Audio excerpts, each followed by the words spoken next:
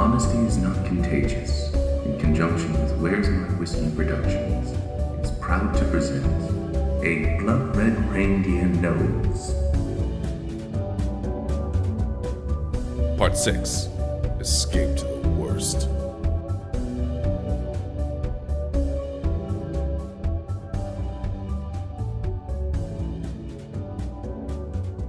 Kung Fu Carl doesn't waste a lot of time with fists. He's got other things in mind. Delights to satisfy anger 10 years brewing. As such, it isn't long before he sends the other action figures to get his kit. He tells me, I've had time to practice. Cheaters, thieves, and the general gutter trash we can't avoid here. But I was always thinking of you. I'm flattered, I say. Carl chuckles. What'd you think was gonna happen when you got here? Drooling blood, I shrug. Blackjack's cooler is the one spot in the whole North Pole, probably the world, where any person can hide from Big Red. He sees anyone, anywhere, anytime he wants. This place, though, for reasons no one knows, is off the grid. The cops also tend to make this the last place they check. Blackjack pays them to, though whatever crooked deal he's got with Big Red is beyond me. Kung Fu Carl glances at his watch. Somehow he looks more sour than usual. He says, Where are those idiots with my gear? I say, they can take their time. The sound rumbles down the hall. It sounds familiar, but my brain is too scrambled to make sense of it. Kung Fu Carl recognizes it straight away. He pulls out a gun. The sound comes again. This time I realize it's a shotgun blast. The door bursts open and the action figure staggers inside, covered in blood. His eyes roll up into his head. He collapses, but he's dead before he hits the floor. A gaping wound in his back, pouring red. Carl hurries out. The door swings out before him. The moment it does, I hear that shotgun blast. The door swings back, there's blood all over it. I can hear footsteps. The door opens slowly. Roy Glitterspark marches in carrying a pump-action shotgun and wearing a long trench coat. Using a key, Glitterspark unfastens one of my cuffs. I don't know if I've lucked out or I'm still in serious trouble. He snorts, I don't see why we need you. Me neither, I say. He throws the key at my chest. It lands in my lap. Then, without another word, Glitterspark vanishes out the door. Unlocking the other cuff takes longer than I care to admit.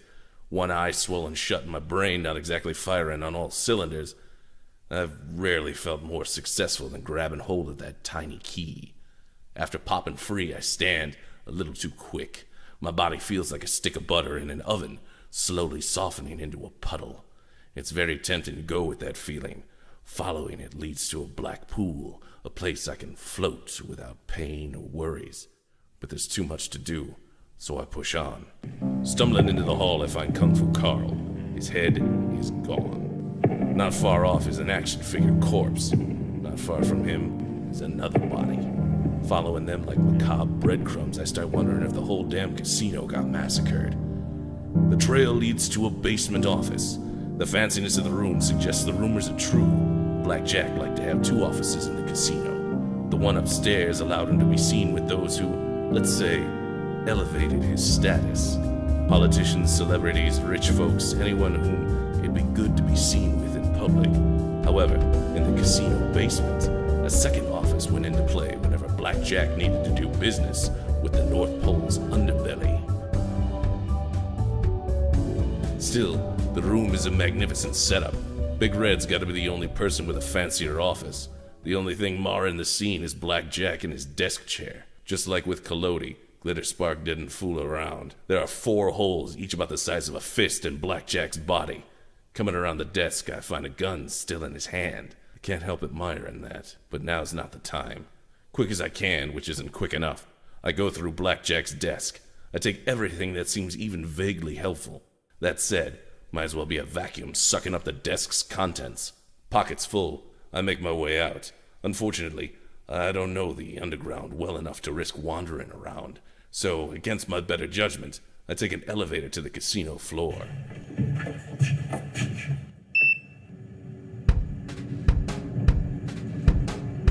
I'm expecting the door to open and cops or action figures to be there. Guns drawn, they'll unload into me and I don't have to worry about any of this shit anymore. Too bad my luck holds out. When the doors open, the casino is carrying on, blissfully unaware of the bloodbath below. Outside, someone comes running at me. My vision is still blurry. I say, "Sorry, Carrie. Guess I ain't coming home." The person coming at me says, "Excuse me, sir?" I blink. What looked like a hitman in a blue coat turns out to be the parking valet. "Never mind," I say. Fishing in my pocket, I can't find the ticket to save my life. "Rough night?" he asks. "What gave it away?" "Maybe just tell me what your car looks like?" "Thanks," I sigh. "It's a motorcycle." "Well, we only got one of those tonight." Like lightning, he's gone. In a minute, my beautiful ride is rumbling in front of me.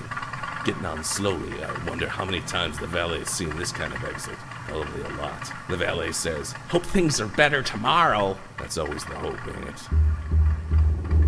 A short while later, I'm going into Kay's Diner on Rosemary Boulevard. A waitress named Vera almost faints when she sees me. Jutting a thumb at my bike, I say, "Don't ever ride one of those." She asks, "Sugar, do you need a doctor?" Only to get my head examined. Pointing to the back, I ask, "Mind if I sit there?" "Sit anywhere you like." Shuffling my way, I'm glad the place is almost empty. Still, I worry about whatever glances come at me.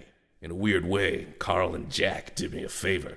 My face is too messed up for anyone to recognize from the mugshot popping up on TV screens and newspapers. Even the trademark red nose is probably getting mistaken for a bloody mess. By the time I sit, Vera is already hovering with a cup of hot chocolate. Setting it down, she gently pats me on the shoulder. "Hope you like cocoa." I tell her, "You read my mind." She smiles. I put in something with a little extra kick." I tell her, I'd wink, but I can't. The joke makes her look sadder, so quickly I add, "Thanks. There aren't enough like you in the world." Placing a menu on the table, she tells me to take my time, so I take a few sips first. Whatever she put in the mug definitely kicks. When the cup's half empty, I start feeling pretty good. Well enough to get down to business. Dumping the contents of my pockets on the table, I frown. A lot of it appears to be nothing more than business papers. Even the illegal stuff doesn't offer any leads. In an envelope, I find several photos. Most of them are faces I don't recognize. However, the few I do tell me this is what I've been looking for. Vixen is in one of them. Some show people gathering in out-of-the-way places, guys in three-piece suits meeting with gutter punks, ladies in fancy cars getting dropped off at shady tenements, anxious clusters of folks huddled under a bridge. The last picture is of some kind of face, painted on the wall. Not an elf or a toy. It looks like a horned goat with a long tongue. On the back of the photo, someone's written, "If we figure this out first, that fat bastard will owe us big." My stomach growls. I can't remember the last time I ate, so I wave Vera over. "What's good?" I ask. "Not much, but what is the best." "Then bring me the best you got." "Sure thing." While I wait, I spread out the photos. I let my good eye drift. I keep thinking, when I'm not looking, that's when I'll see what I need to. Lost in the search, I jump when Vera returns, plates clattering onto the table. She's quick to say, "Sorry, honey, didn't mean to scare you."